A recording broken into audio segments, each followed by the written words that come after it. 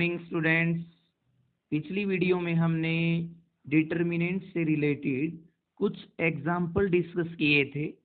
आज हम डिटर्मिनेंट की कुछ प्रॉपर्टीज पर काम करेंगे। तो हमारा ये टॉपिक है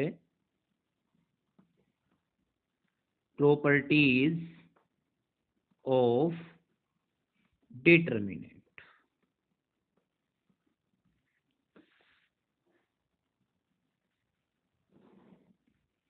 सबसे फर्स्ट प्रॉपर्टी की बात हम करते हैं। फर्स्ट प्रॉपर्टी हमारे पास है the value of determinant. The value of determinant remains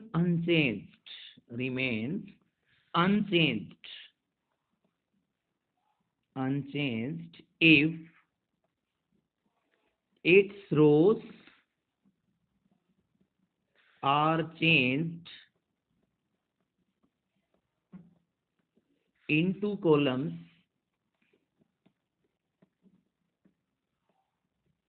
and columns into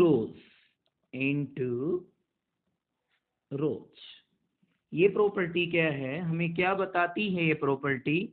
the value of the determinant की जो वैल्यू हमारे पास होगी वो चेंज नहीं होगी। कब?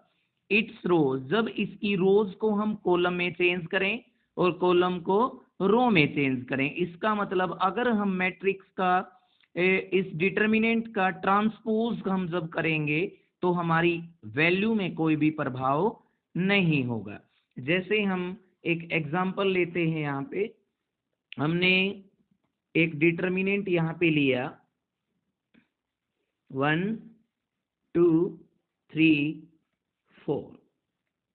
इसकी वैल्यू हम निकालते हैं तो क्या आएगी? प्रॉपर्टी थी हमारी इसकी भी, डायगोनल्स की मल्टीप्लाई माइनस ऑफ डायगोनल्स की मल्टीप्लाई, 4 - 6 माइनस का 2। अब हमने इस प्रॉपर्टी में क्या करना है कि रोज को कॉलम के अंदर और कॉलम को रोज के अंदर चेंज करना है। तो हमारे पास एक नया डिटर्मिनेंट डेल डैश लिया जिसमें हमने रो को कॉलम के अंदर और कॉलम को रो के अंदर चेंज किया। तो फर्स्ट रो को हमने फर्स्ट कॉलम बना दिया, सेकंड रो को हमने सेकंड कॉलम बना दिया। अब इसकी वैल्यू हम निकालते हैं। 4 × 1 = 4, 3 × 2 = 6, तो दिस इज आल्सो -2। तो यही हमें ये प्रॉपर्टी बताती है कि हम अगर डिटर्मिनेंट के अंदर रो और कॉलम को चेंज कर देते हैं तो हमारे डिटर्मिनेंट की वैल्यू पर कोई भी प्रभाव नहीं होता। इसका मतलब यही है कि जैसे एक स्क्वायर मैट्रिक्स है A is a square matrix, A is a square matrix. Then अगर ए हमारे पास स्क्वायर मैट्रिक्स है तो जो ए ट्रांसपोज का डिटर्मिनेंट होगा वो ए डिटर्मिनेंट के इक्वल होगा। ए ट्रांसपोज का मतलब यही तो होता है कि रो को कॉलम के अंदर चेंज करते हैं और कॉलम को रो के अंदर चेंज करते हैं। तो इस प्रकार हम कह सकते हैं अगर हम किसी डिटर्मिनेंट की रोज को कॉलम के अंदर और कॉलम को रोज के अंदर अगर चेंज कर दें तो हमारे डिटर्मिनेंट की वैल्यू पर कोई प्रभाव नहीं होगा। अब हम सेकंड प्रॉपर्टी की तरफ चलते हैं। If any two rows or two columns, if any two rows or two column of a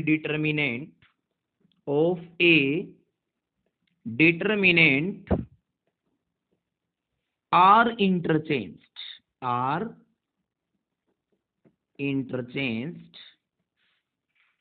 then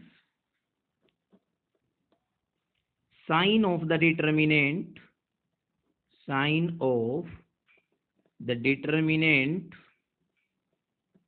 is changed।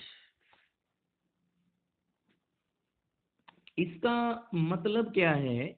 यदि हम किसी भी डिटर्मिनेंट के अंदर कोई भी दो रो या दो कॉलम को इंटरचेंज कर देते हैं, उनकी जगह आपस में बदल देते हैं, तो हमारे ओरिजिनल डिटर्मिनेंट की जो वैल्यू है और जो रोज और या टू कॉलम्स को इंटरचेंज करने के बाद जो हमारी डिटर्मिनेंट की वैल्यू आएगी उसमें साइन का अंतर मिलेगा। जैसे पहले डिटर्मिनेंट की वैल्यू 5 आई और ये चेंज करने के बाद जो वैल्यू आएगी वो क्या आएगी, -5। हम एक एग्जांपल से इस प्रॉपर्टी को प्रूफ करते हैं। हमने एक डिटर्मिनेंट लिया 1 2 3 4, ऊपर वाला ही एग्जांपल हम लेके चलते हैं। हमारे पास ए डिटर्मिनेंट क्या है, 1 2 3 4। हम इसकी वैल्यू निकालते हैं तो क्या आएगी, 4 1 जा 4 -3 2 जा 6, तो ये आई -2। अब हमने इस प्रॉपर्टी में क्या करना है कि कोई भी दो रो या दो कॉलम इंटरचेंज करने हैं। तो हमने मान लिया दो रो को हम इंटरचेंज कर रहे हैं तो हमारी डिटर्मिनेंट एक अलग डिटर्मिनेंट में चेंज होगा और वो क्या होगा, 3 4 1 2। हमने दो रो को इंटरचेंज कर लिया, हम दो कॉलम को भी इंटरचेंज कर सकते हैं। तो ये वैल्यू हमारे पास आएगी 3 2 जा 6 -4, तो ये क्या आई 2। यहाँ पे अगर -2 है तो यहाँ पे 2 आएगा, अगर यहाँ पे +2 होता तो यहाँ पे -2 आता। तो ये हमारी सेकंड प्रॉपर्टी है डिटर्मिनेंट्स के ऊपर। हम थर्ड प्रॉपर्टी के ऊपर चलते हैं। थर्ड प्रॉपर्टी हमारे पास जो है, थर्ड प्रॉपर्टी में if any two rows, if any two rows और टू कॉलम्स आर आइडेंटिकल,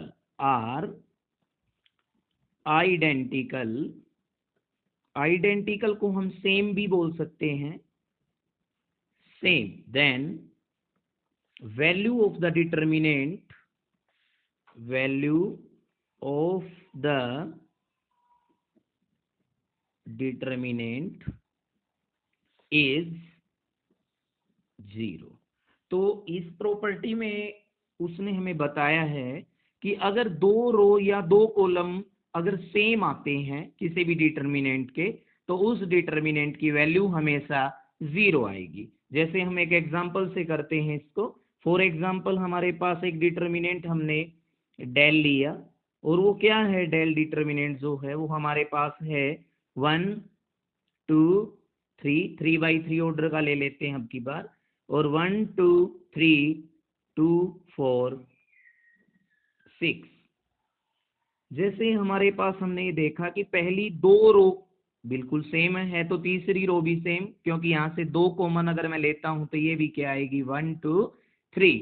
तो अगर कोई भी दो रो सेम हो तो वैल्यू हमने क्या बताई, 0 आएगी। दो कॉलम भी अगर सेम होते तो भी वैल्यू क्या आती, 0। जैसे इसमें कॉलम भी सेम ही है, 3 को अगर यहाँ से मैं कॉमन लेता हूँ डिटर्मिनेंट में थर्ड कॉलम में से, तो 1 1 2 आएगा, यहाँ पे भी 1 1 2।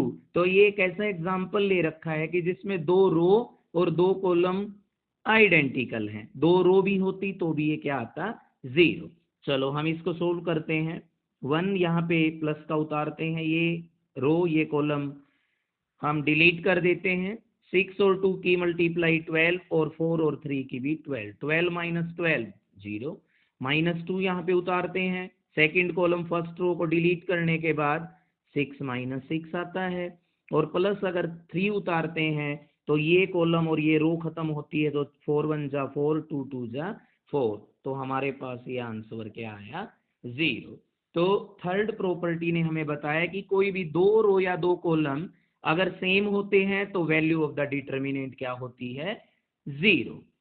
हम अब प्रॉपर्टी 4 को करते हैं। If each element, if each element in a row or column, row or column of a determinant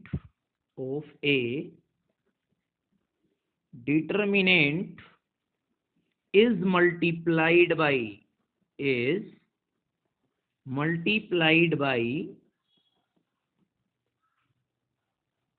some constant constant, उस कांस्टेंट को हम k का नाम दे देते हैं, then value of the determinant, value of determinant is k times the value of original determinant। इसका मतलब है कि अगर हम ईच एलिमेंट इन ए रो के प्रत्येक एलिमेंट को या कॉलम के प्रत्येक एलिमेंट को किसी कांस्टेंट से मल्टीप्लाई करते हैं, तो कांस्टेंट से मल्टीप्लाई करने के बाद जो हमारा नया डिटर्मिनेंट आता है, उसकी जो वैल्यू आती है वो k टाइम्स होगी। किसकी k टाइम्स होगी? जो हमारा ओरिजिनल डिटर्मिनेंट था गुणा करने से पहले, उसकी k टाइम्स वैल्यू आएगी। जैसे मैं एक एग्जांपल से कर देता हूं इसको। एग्जांपल हम लेते हैं, हमने एक डिटर्मिनेंट लिया ए डिटर्मिनेंट, और वो क्या है 1 3 4 6, हमने डिटर्मिनेंट लिया।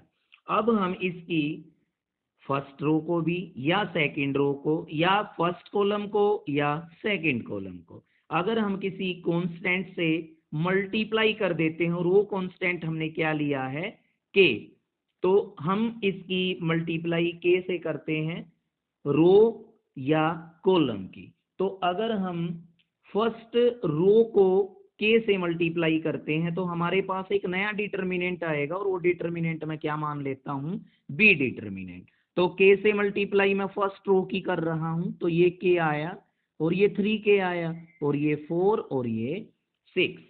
प्रॉपर्टी में क्या बताया, मल्टीप्लाई करने के बाद जो डिटर्मिनेंट की वैल्यू आती है वो क्या आएगी 6k माइनस 12k।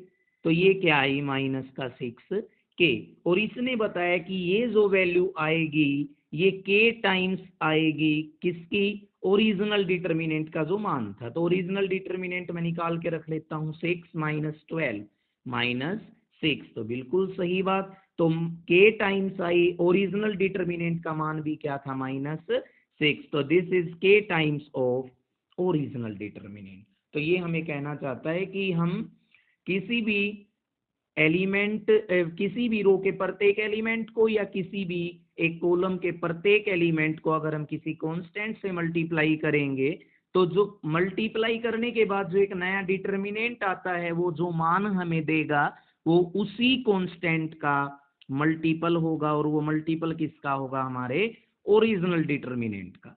तो अब मैं अपनी 5वीं प्रॉपर्टी की तरफ बढ़ता हूँ, और इसी प्रॉपर्टी में अगर एक दो बात हम सीखना चाहें तो यहाँ देख सकते हैं कि इसके अंदर नोट लिख के मैं बता देता हूँ, इम्पोर्टेंट है ये बातें। तो इस नोट के अंदर मैं फर्स्ट बात आपको क्या बता रहा हूँ कि k इंटू ए डिटर्मिनेंट। जैसे हमने इस प्रॉपर्टी में केवल एक ही रो को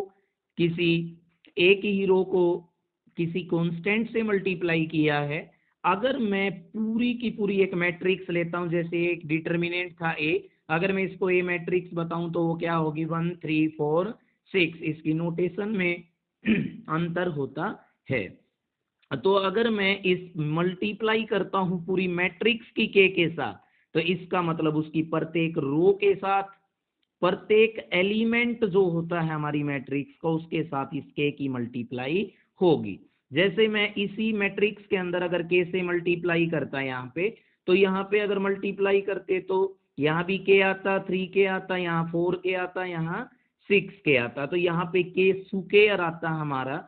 तो यहाँ पे k raise to power n लेके मैं ये डिटर्मिनेंट लेता हूँ। यहाँ मैंने a मैट्रिक्स जो ली है उसका ऑर्डर क्या है n, order of a is n।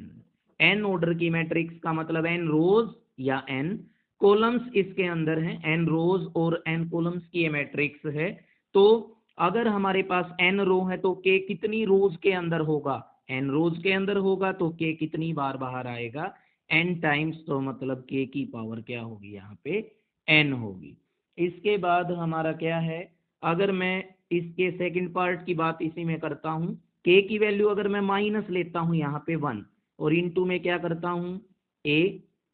अब देखो अगर हमारे पास ए का ऑर्डर कितना है 3, if order of A is 3, तो इसका मतलब -1 की कितनी पावर बाहर आएगी 3 और ए डिटर्मिनेंट। तो ये क्या आया -a डिटर्मिनेंट।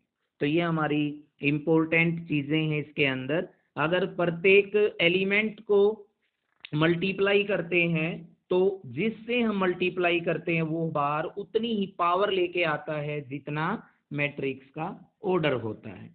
अब मैं इसकी नेक्स्ट प्रॉपर्टी के ऊपर आता हूं, जो प्रॉपर्टी क्या है, फिफ्थ है।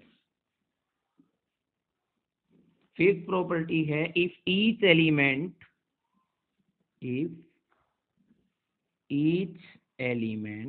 Of a row or column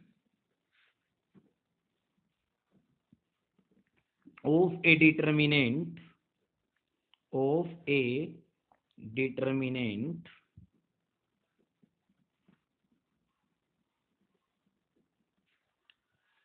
is expressed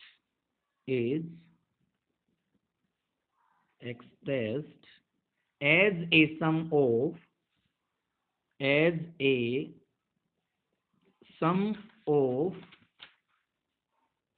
two or more terms।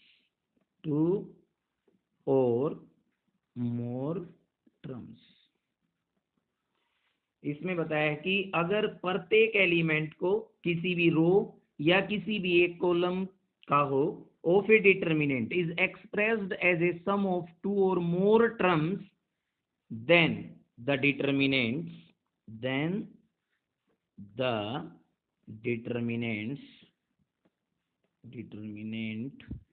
be expressed two or more determinants।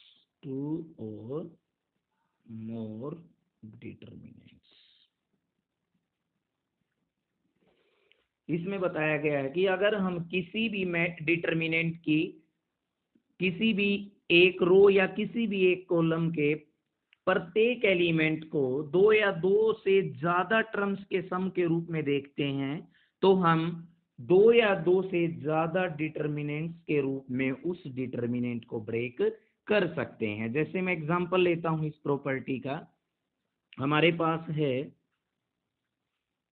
1 + x 2 + y, यहाँ पे 3 और यहाँ पे 4। इसकी जो वैल्यू आएगी, ये जो पहला कॉलम है वो 2 टर्म्स के अंदर दिया हुआ है, तो हमारी प्रॉपर्टी में बताया है कि हम इसको दो डिटर्मिनेंट्स में ब्रेक कर सकते हैं। पहला डिटर्मिनेंट 1 2 3 4 होगा, बीच में प्लस का साइन है तो प्लस होगा x y 3 और 4।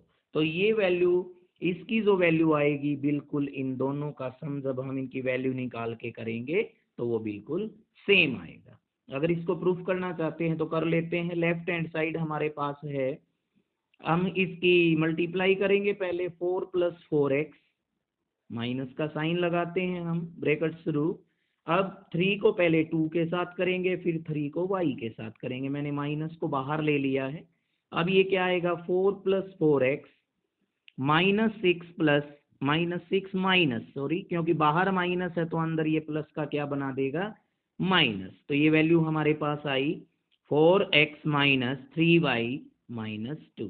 अब हम राइट हैंड साइड की बात करते हैं। राइट हैंड साइड हमारे पास क्या है 1 2 3 4, प्लस में सेकंड डिटर्मिनेंट है x y 3 4। इसकी वैल्यू क्या आएगी 4 - 6 + 4x - 3y। तो ये हमारा क्या आया 4x - 3y - 2। तो left hand side equal to right hand side. अब मैं नेक्स्ट प्रॉपर्टी की बात करता हूं, property number 6। The value of a determinant, the value of a determinant is unaltered। Unaltered को हम लिख सकते हैं, अनचेंज्ड भी बोल सकते हैं इसको। If to each element of to each element of any row or column be added some multiple of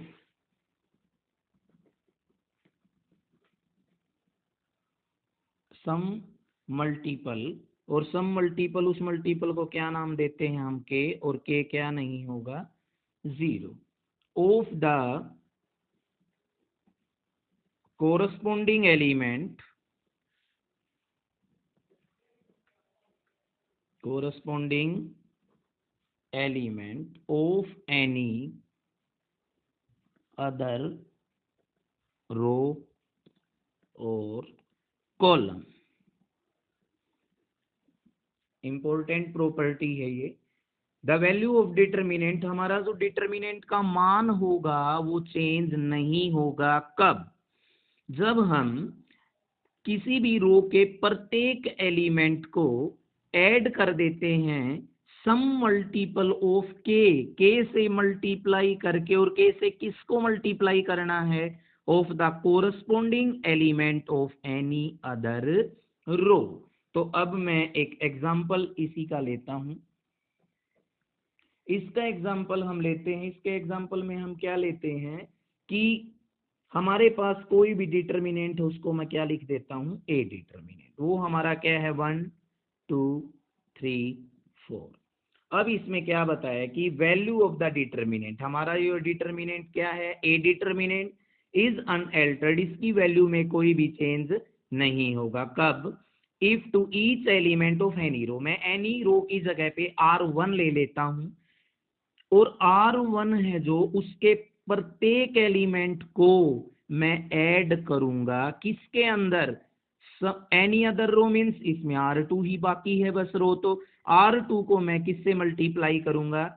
के से मल्टीप्लाई करूंगा, और हमारी पहली रो के अंदर उसको मैं क्या करूंगा? ऐड करूंगा। तो हम देखेंगे कि हमारा जो नया डिटर्मिनेंट आएगा उसमें कोई भी चेंज नहीं होगा। तो हमारा, मैं मान लेता हूं कि इसमें हम R1 के प्रत्येक मेंबर को क्या करते हैं?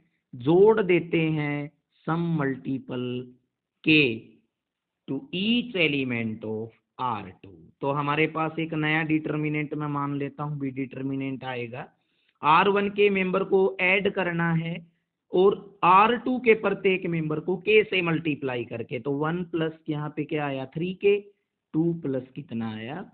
4k, 3 और ये क्या है? 4। हमने पहली रो को चेंज किया, क्योंकि पहली रो के प्रत्येक एलिमेंट को दूसरी रो के प्रत्येक एलिमेंट जो कोरस्पोंडिंग एलिमेंट उनको के से मल्टीप्लाई करके R1 में मैंने ऐड किया। अब डिटर्मिनेंट की वैल्यू देखते हैं इसके अंदर क्या आएगी। इसके अंदर जो डिटर्मिनेंट की वैल्यू है, के हमारा कोई भी कांस्टेंट है, तो यहाँ पे वैल्यू क्या आई? 4, और ये प्लस का कितना? 12 के। इसके बाद हमने क्या किया? 4 प्लस 12 के माइनस करेंगे, 3 2 6, और 3 और माइनस का ये क्या आया? 12 के। ये कैंसिल आउट, ये माइनस का क्या आया? 2, और हमारे ओरिजिनल डिटर्मिनेंट की वैल्यू भी क्या थी? -2। तो हम ऐसा कर सकते हैं, इससे हमारे डिटर्मिनेंट के ऊपर कोई भी प्रभाव नहीं होगा। हम नेक्स्ट प्रॉपर्टी के ऊपर बात करते हैं। ये हमारी प्रॉपर्टी कौन सी है? 7th प्रॉपर्टी पे हम आते हैं। अब 7th प्रॉपर्टी है द डिटर्मिनेंट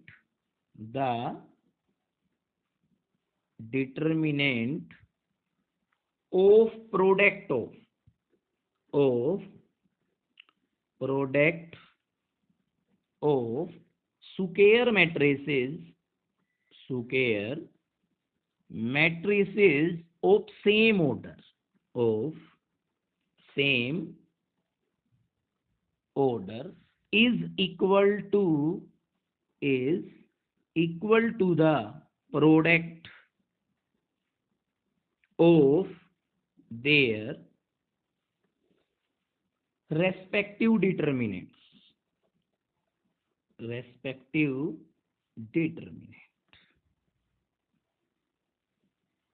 ये प्रॉपर्टी हमें बताती है, मैथमेटिकल वे में इसको लिख सकते हैं, ए और बी मैट्रिक्स की मल्टीप्लाई करने के बाद जो डिटर्मिनेंट होगा वो उनके सेपरेट डिटर्मिनेंट्स की मल्टीप्लाई के बराबर होगा। जैसे मैं एक सिंपल सा एग्जांपल लेके देखता हूँ इसको, 1 3 4 6, बी मैट्रिक्स हमने ली 3 2 1 4।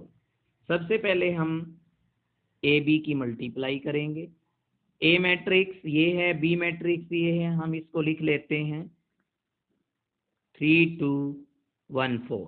इसकी मल्टीप्लाई करेंगे तो क्या आएगा, फर्स्ट रो फर्स्ट कॉलम 6 आया, फर्स्ट रो को जो सेकंड कॉलम से करेंगे तो 1 की 2 के साथ 2 होगी, 4 की 3 के साथ 12, 12 और 2 14।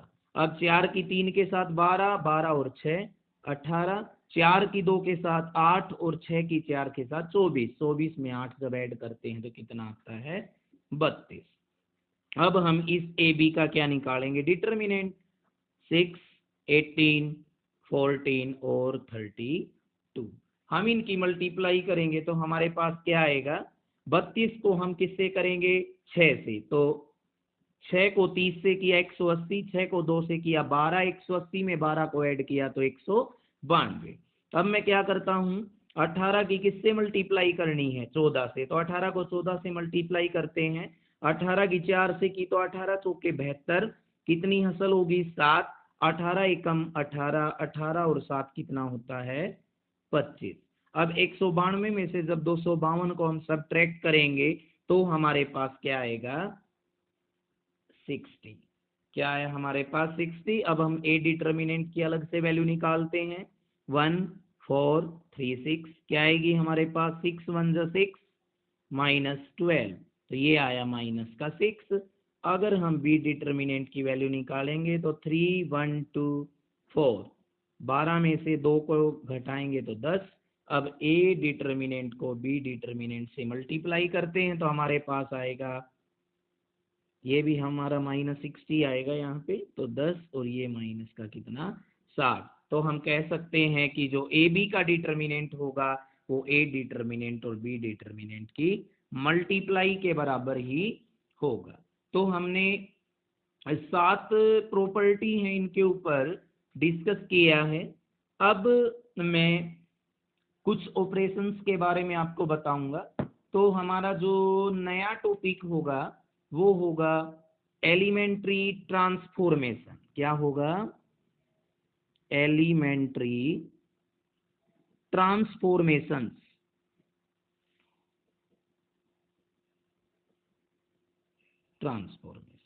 एलिमेंट्री ट्रांसफॉर्मेशन दो प्रकार की होती है।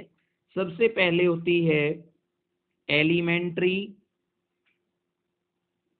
रो ट्रांसफॉर्मेशन और दूसरी होती है elementary column transformation.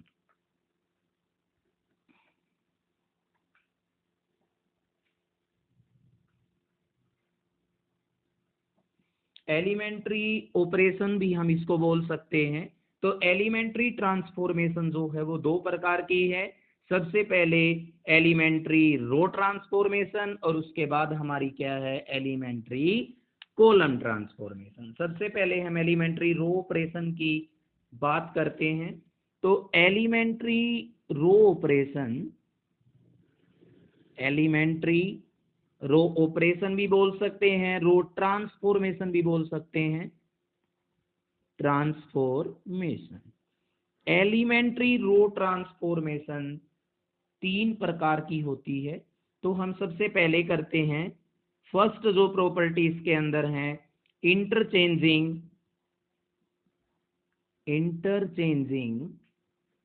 Of any two रोज। तो ये ऑपरेशन जो है इसमें ये बताता है कि हमारी जैसे आर आई है और आर जे है, हम इसको इंटरचेंज कर दें, ये इंटरचेंज का साइन होता है, और आई और जो जे है वो सेम नहीं होंगे, आई और जे अलग अलग होंगे। तो इसका मतलब ये है कि हम किसी भी दो रोज को इंटरचेंज कर सकते हैं, आईएथ रो को जेएथ की जगह पे और जेएथ रो को IS की जगह पे हम लिख सकते हैं। तो अब हमारे पास जो सेकंड प्रॉपर्टी इसकी है वो है multiplication of the elements of any row by a non zero scalar. इसका मतलब ये है हम किसी भी रो के एलिमेंट को multiplication of the elements of any row, किसी भी रो के हम एलिमेंट को किसी भी नॉन जीरो स्केलर से मल्टीप्लाई कर सकते हैं। इसको हम लिखते हैं जैसे हमें आई कोई भी रो हो सकती है, तो आई को हमने स्केलर से मल्टीप्लाई किया और वो स्केलर क्या है के, और के हमारा क्या होगा नॉन जीरो। तो सेकंड हमारा ट्रांसफॉर्मेशन जो रो ट्रांसफॉर्मेशन है वो है कि किसी भी रो को हम स्केलर से मल्टीप्लाई कर सकते हैं। तो ये थर्ड हमारे पास जो होगी वो है addition of a non zero scalar multiple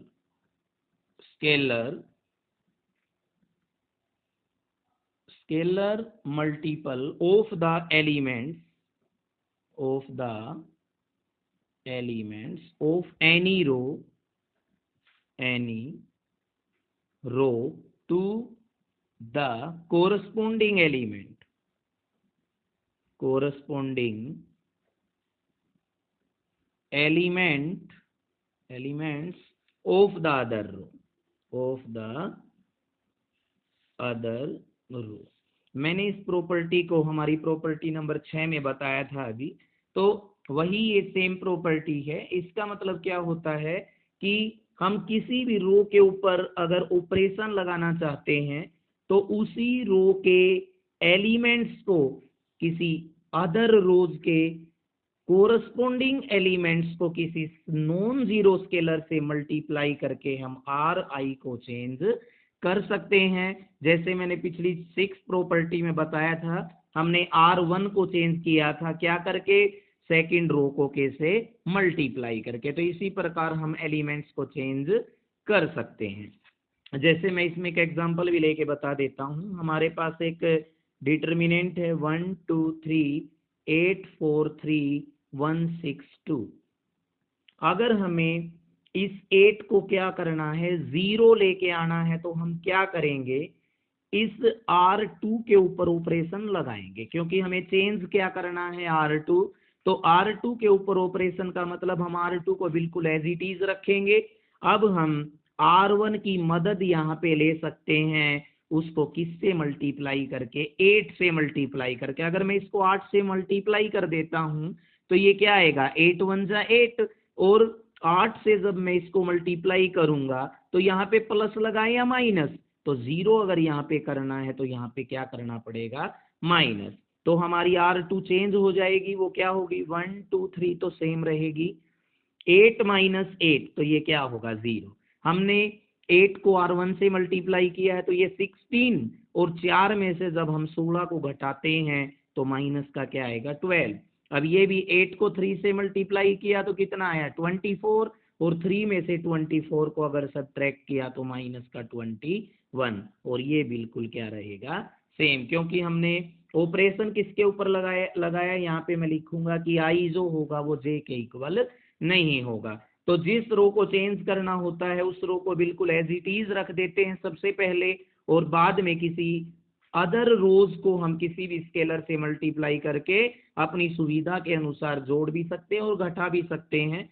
तो ये हमारा ये ऑपरेशन है। अब हम RI पे अगर ऑपरेशन लगाते हैं तो इसको किसी भी कांस्टेंट से मल्टीप्लाई करके किसी और रो के अंदर हम नहीं जोड़ सकते, इसको बिल्कुल एज इट इज रखना होता है। अब सिमिलरली जो हमारे कॉलम ऑपरेशन है वो ऐसे ही रहेंगे।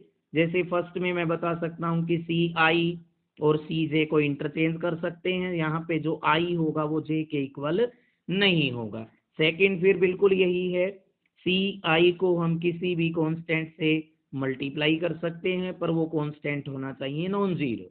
अब थर्ड में क्या था, अभी बताया था, सी आई को चेंज करना है तो सी आई को सेम रखेंगे और किसी भी अदर कॉलम को हम यहाँ पे किसी कांस्टेंट से मल्टीप्लाई करके जोड़ भी सकते हैं और घटा भी सकते हैं। तो ये हमारे तीनों एलिमेंट्री क्या है, कॉलम ट्रांसफॉर्मेशन। इस प्रकार आज हमने डिटर्मिनेंट की कुछ प्रॉपर्टीज के ऊपर काम किया और एलिमेंट्री ट्रांसफॉर्मेशन जो दो प्रकार की थी, एलिमेंट्री रो ट्रांसफॉर्मेशन और एलिमेंट्री कॉलम ट्रांसफॉर्मेशन, हमने इस पे काम किया। आज के लिए इतना ही, हम कल मिलेंगे फिर एक नई वीडियो के साथ। Thank you.